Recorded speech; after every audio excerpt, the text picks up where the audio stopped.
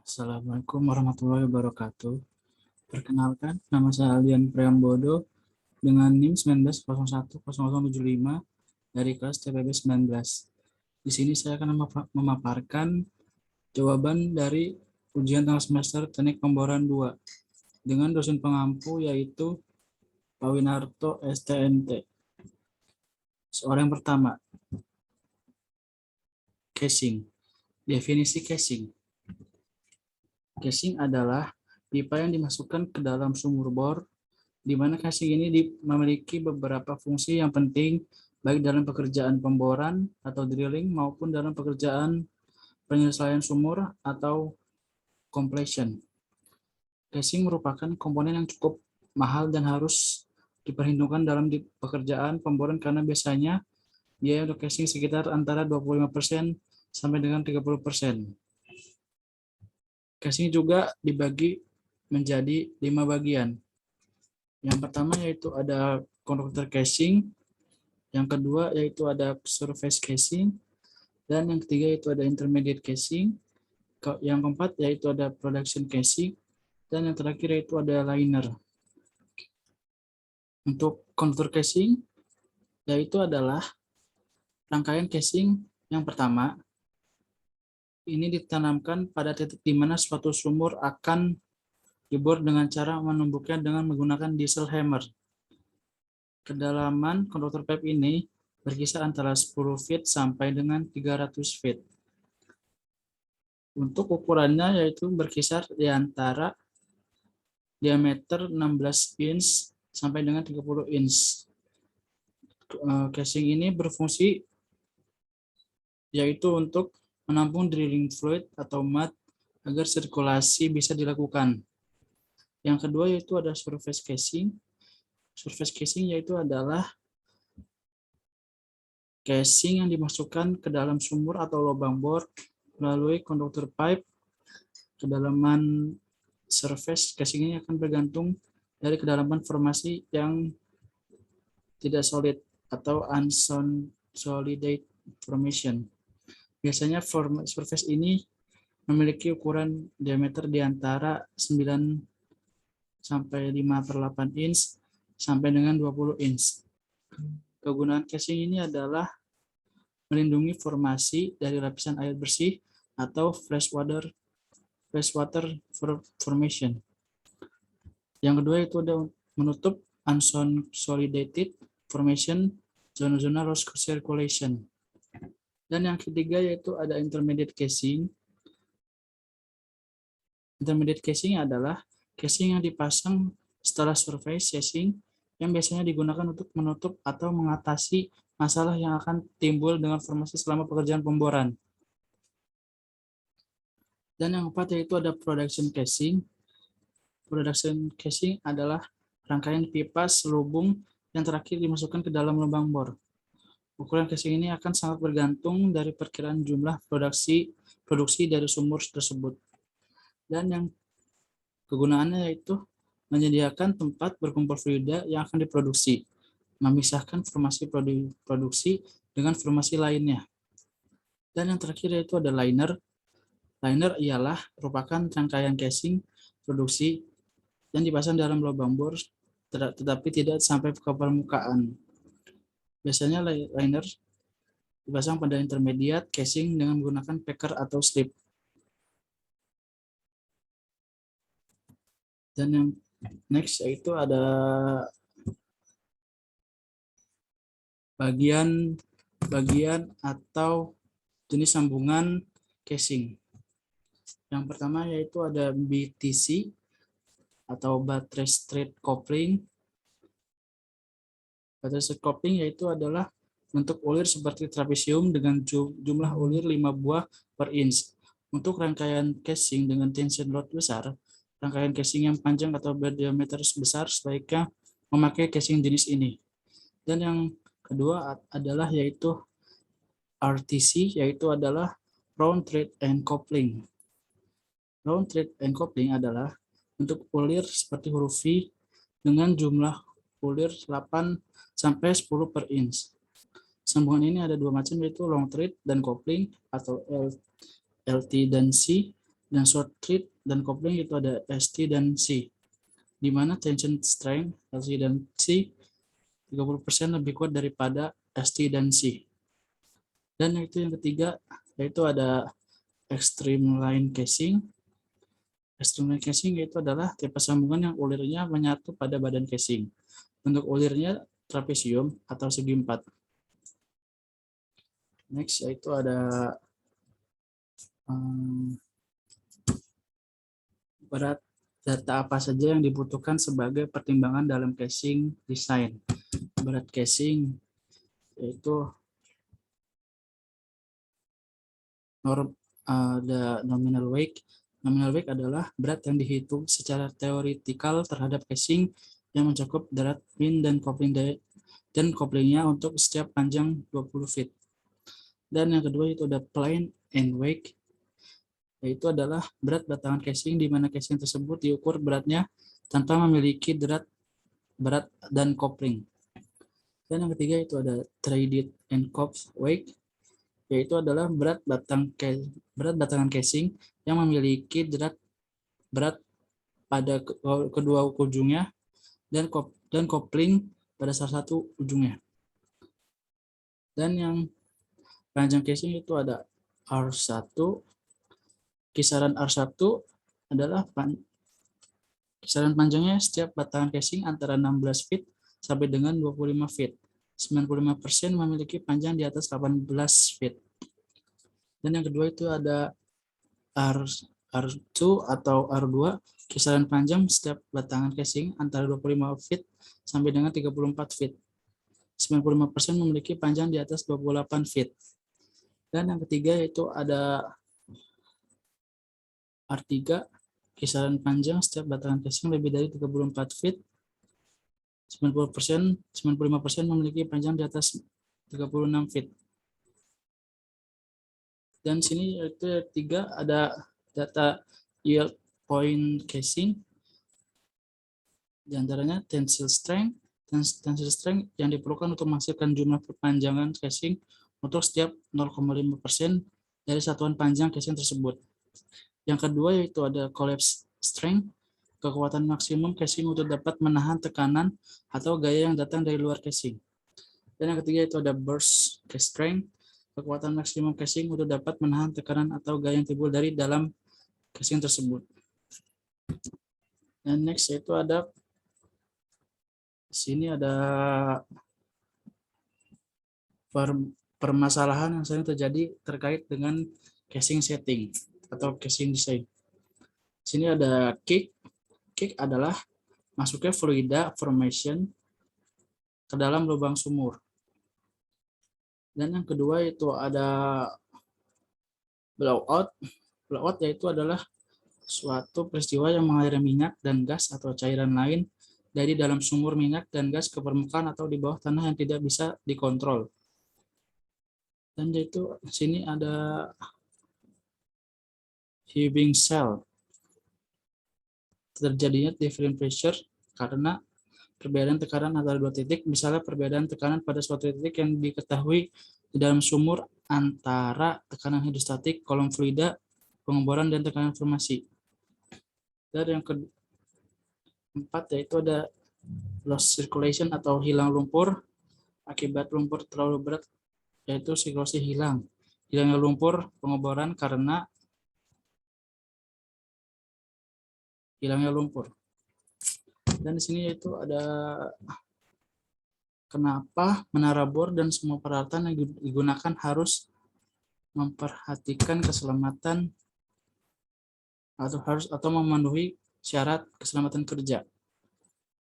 Karena agar semua baik itu menara bor dan alat pemboran terjamin memiliki kemampuan dalam proses dan penggunaannya, pemenuhan syarat dalam keselamatan kerja, serta meminimalisir kecelakaan kerja yang mungkin diakibatkan oleh peralatan pemboran yang mungkin akan terjadi. Next yaitu ada pada waktu tertentu dilakukan pergantian rantai drawwalk. Hal ini dapat dilakukan dengan saat mesin drawwalk dalam keadaan mati.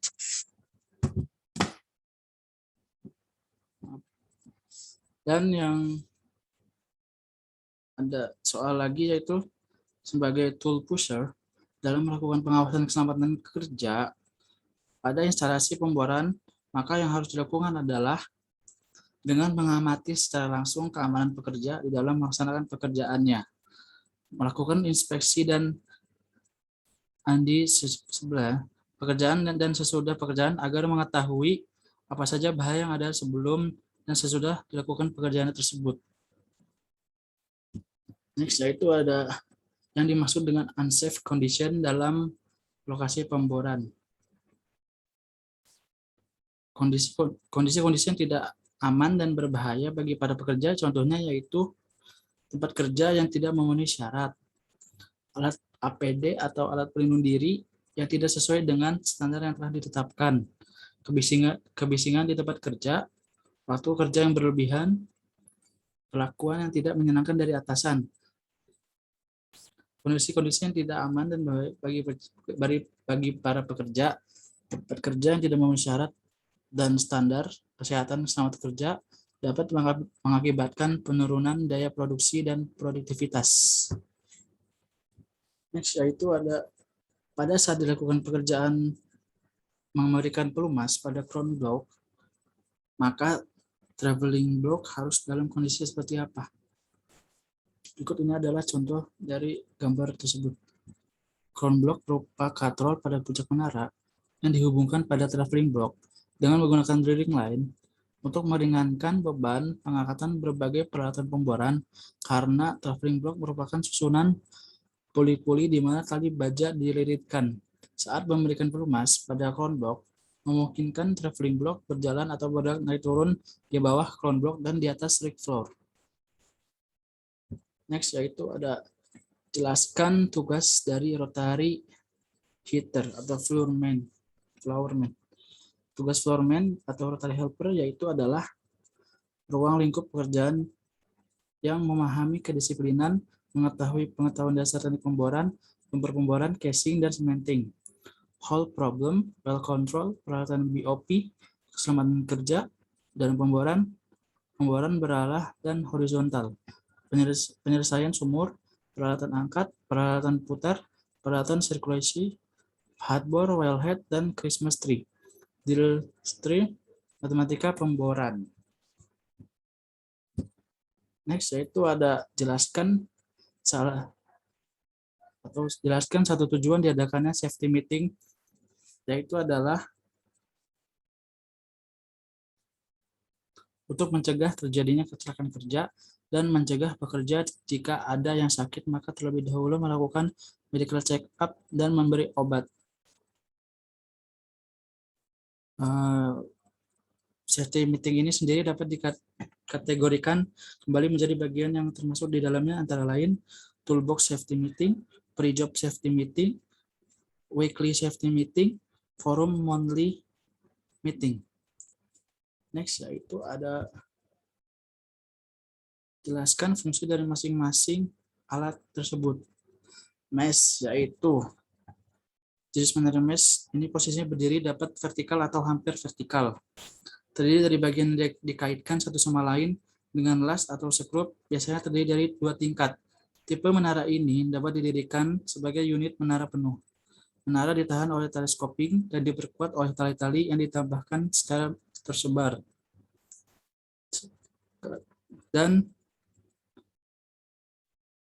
Tetapi penggunaannya terbatas pada pemboran yang dangkal.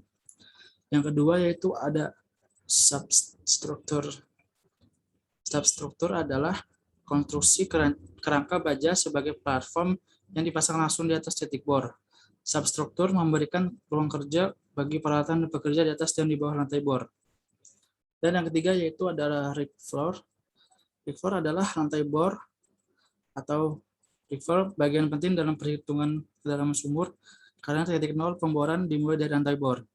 Lantai bor berada di substruktur dan berfungsi untuk menampung peralatan-peralatan pemboran yang kecil-kecil, tempat berdiri menara, mendudukan drawalk, tempat driller, dan rotary helper. Dan yang keempat yaitu ada drawalk, merupakan otak atau suatu unit pemboran. Dry yaitu merupakan otak dari suatu unit pemboran. Karena melalui dry ini seorang driller dapat melakukan dan mengatur operasi pemboran. Sebenarnya dry merupakan suatu sistem transmisi yang kompleks.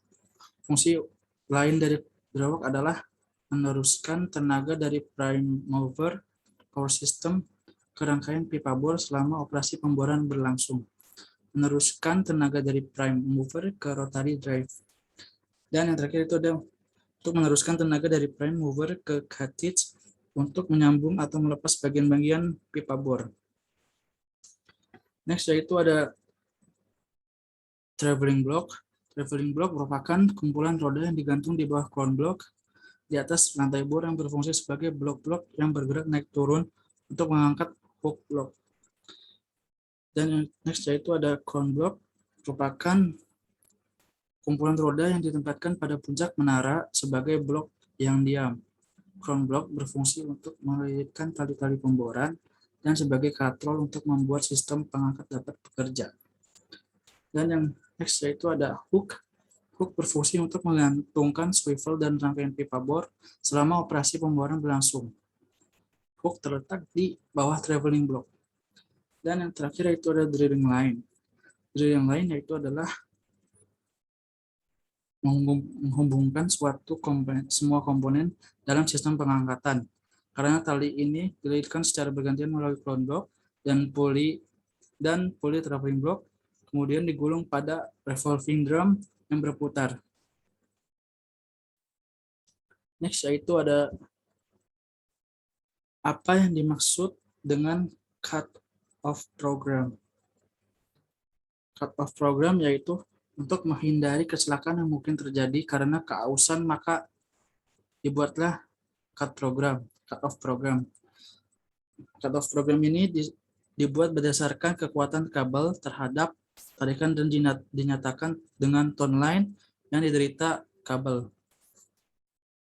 Beban-beban yang berat diderita oleh drilling kabel terjadi pada saat yaitu cabut dan masuk drill string atau round trip, pemasangan casing atau running casing, dan ketiga itu ada operasi pemancingan atau fishing job.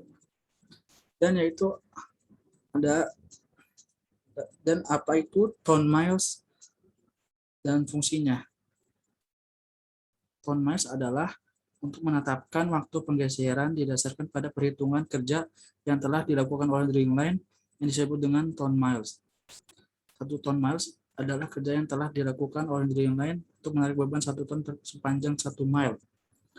Panjang penggeseran dan pemotongan dipengaruhi oleh tinggi menara, diameter drum walk, dan type drum crossover. Dan yaitu sini kita juga ada hal apa saja yang harus dilakukan pada saat pengecekan rutin pada sistem angkat atau hosting system.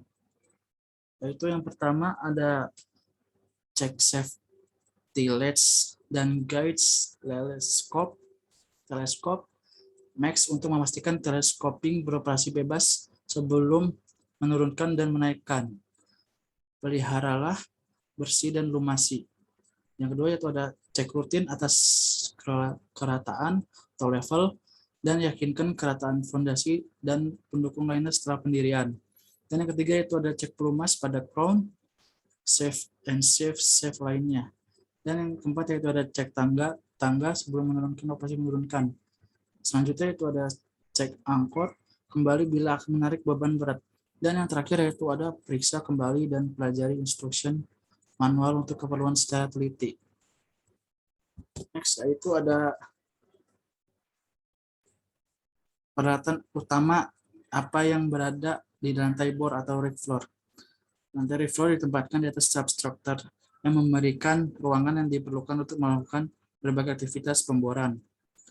Alatnya itu di sini ada rotary table, draw walk, hydraulic catwalk, pipe frame, dog hose, rat hole, mouse hole, make up and breakout tongues, driller's console, rotary drive.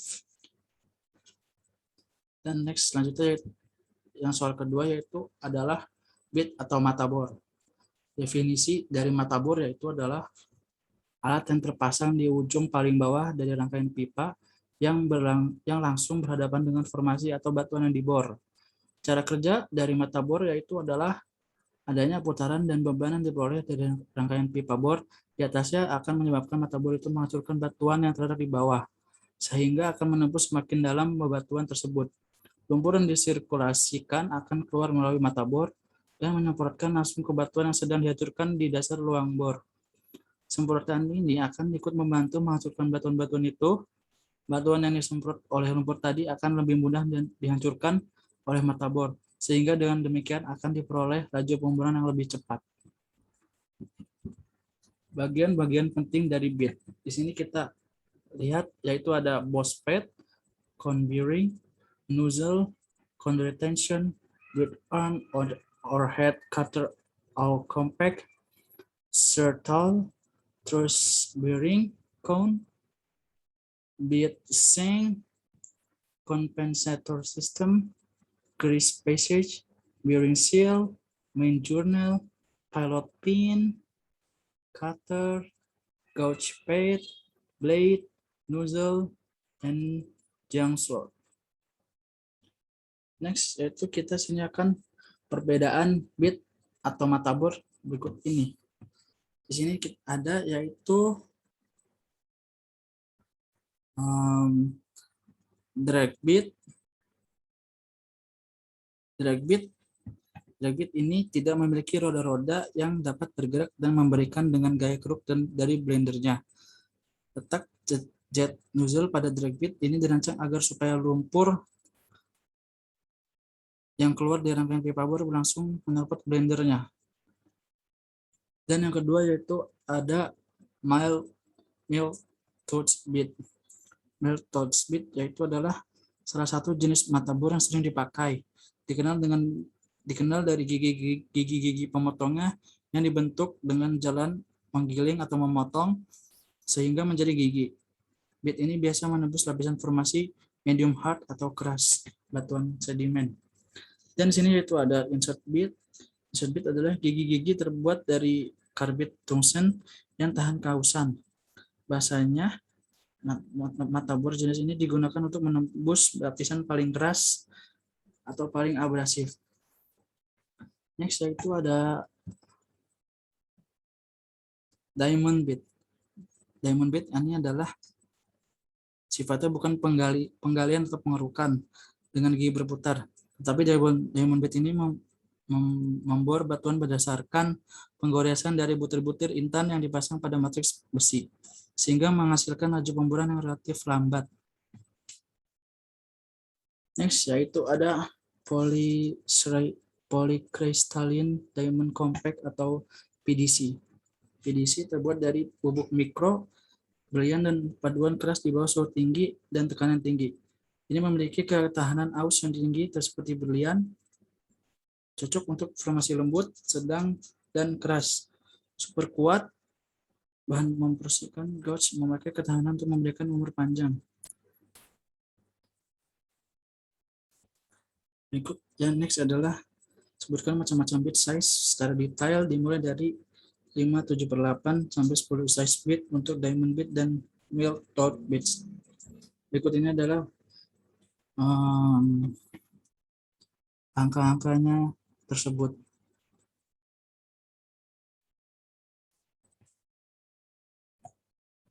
Next yaitu kita akan ke studi kasus sistem angkat atau hosting system. Program pembuaran sumur akan dilaksanakan dengan rincian step track sebagai berikut. Keterangan interval dengan satuan feet, konduktor 0,0 sampai 65, surface 65 sampai 960, intermediate 960 sampai 3200, liner 3200 sampai 3600. Diamond bit yaitu diameter dari bit yaitu ada konduktor dengan 26 inch, surface yaitu 17,5, atau 1/2 inch, intermediate yaitu 12/4 inch, dan liner yaitu 8,5 inch. Data casing ukuran atau diameter konduktor yaitu ada 20 inch, surface 13,3/8 inch, intermediate 95/8 inch, dan liner yaitu 7 inch. Dan grade-nya yaitu K55 sama dengan 94 lb feet dengan konduktor casing. Dan surface casing yaitu K55 sama dengan 54,5 lb per feet. Dan yang intermediate yaitu K55 sama dengan 40 lb feet, K55 sama dengan 43,5 lb feet, 27,80 sama dengan 47 lb feet. Dan yang terakhir itu liner adalah K55 26 lb feet. Kedalaman dari feet atau satuan feet dengan konduktor yaitu adalah 0 sampai 65 feet. Surface yaitu 65 sampai 960 feet. Intermediate yaitu 0 sampai 70, 70 sampai 282, 282 sampai 3200 feet. Dan yang terakhir itu ada liner yaitu dengan 3000 sampai 3602 feet atau sampai 3675 feet. Densitas mode atau dalam satuan ppg.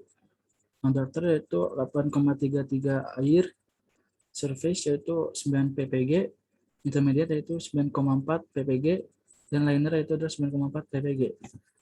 Data deal string untuk pemboran trayek 7 in adalah ukuran diameter bit 1/2 in, ukuran nozzle 20/32 sama dengan 30 sampai 20/32, 20/32, WOB 22.500 lb atau 80% W. Ukuran DC 6/4 OD, 13/16 ID, dan 63 lb per feet. Ukuran DP 4/2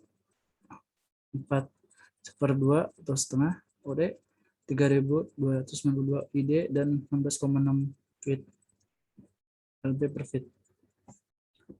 Data spesifik yang akan digunakan. Berikut ini data-datanya yaitu ada di sini. Dan kita langsung ke jawaban yaitu, atau di sini juga kita ada soal yaitu buatlah gambar penampang sempurna sesuai data yang ada pada tabel di atas. Dan yang kedua itu berapa hook load pada saat menggantung drill string, menggantung casing. Dari jawaban dan A dan B, kondisi mana yang digunakan sebagai dasar menentukan total beban pada menara. Dan yang ketiga itu ada berapa total beban horizontal. Yang keempat itu ada berapa tegangan kabel bor pada kondisi statis. Yang kelima berapa total beban pada menara. Yang keenam ada berapa horsepower pada drum prime mover. Sini jawabannya itu berikut ini adalah gambar dari tersebut. Gambar dari penampang sumurnya. Hook load saat menggantung drill string. Ukuran DC 6/4 OD, 13/16 DC, dengan 83 lb per feet. Berikut ini adalah data-datanya. Dan di sini kita juga dengan dapat disebutkan buoyancy factor diambil density mat 9,4 ppg. Yang dengan jawaban sini nomor 1 berat 9,4 per 65,5 sama dengan 0,8856.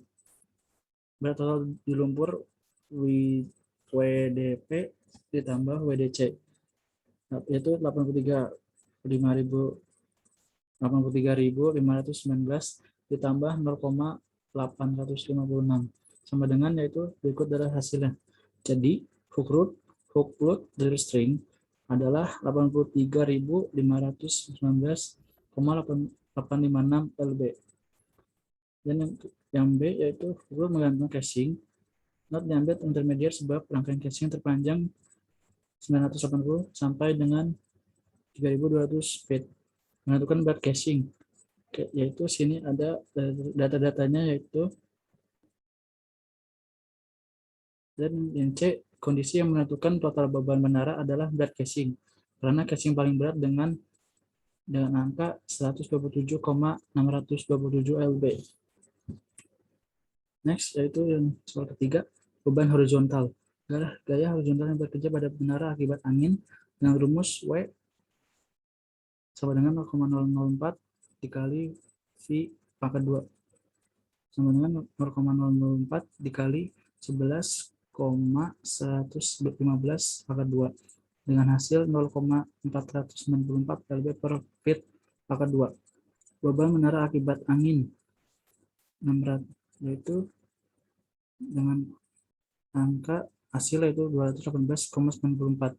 Beban horizontal pipa yang bersandar pada menara dengan rumus GH sama dengan LDS kali WDS kali sin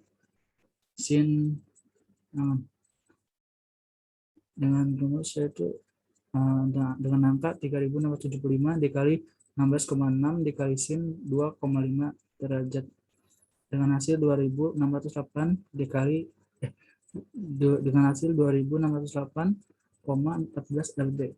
Total yaitu dengan angka 2.726,84. Next yaitu ada tegangan kabel bor pada kondisi statis dengan rumus TF sama dengan beban hook per N EE pangkat N. Berikut adalah dengan hasil yaitu 15.620 lb. Tegangan statis sama dengan tegangan dinamis. Yang kelima yaitu soal jawabannya total beban pada menara dengan rumus BT sama dengan Q ditambah TF ditambah TD ditambah BLB sama dengan berikut ini rumus angka-angkanya. Safety factor 1,25, BT 1,25 dikali 2.200 atau 1,25 dikali 278,873 dengan hasil 348,591. Dan terakhir itu ada berapa horsepower. A, drawalk dengan rumus HP sama dengan W kali VH per 33.000 dikali 1 per N titik 2 HP dengan angka 127,626 dikali 60 per 33.000 dikali 1 per 0,25 dengan hasil itu 273 lb. Safety factor 1,25 bila dibuat dengan satuan watt 745 dikali 7 watt sama dengan 1 horsepower, yaitu dengan hasil 337,62 dikali 745,5 sama dengan 251.763.023. Dan yang B adalah prime mover HP drawalk per N dengan rumus 73 per 0,85 dengan hasil 321,172 HP atau horsepower. Safety factor 1,25 dengan hasil itu 321 dengan rumus 321,176 dikali 1,25 sama dengan 401,47 horsepower. Apabila dibuat ke dalam satuan watt yaitu 1 horsepower sama dengan 745,7 watt dan dengan rumus atau dengan hasil 1,47 dikali 745,7 sama dengan 299.295,8 watt. Dan sini itu ada studi kasus 2. Berikut ini adalah data-datanya, dan yang ditanya yaitu kapan bit harus diganti, berapa harga CPF atau cost per bit, dan 3 itu berapa total cost sampai penggantian bit.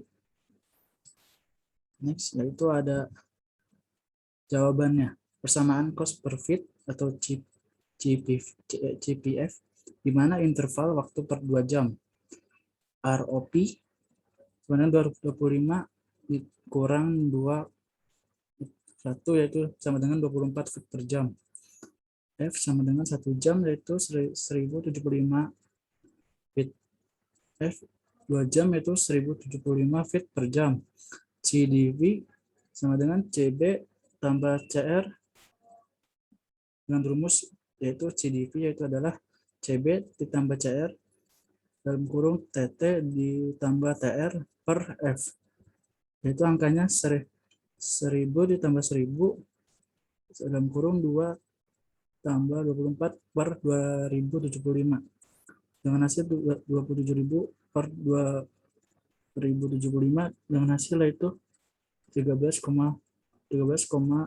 feet per US dollar.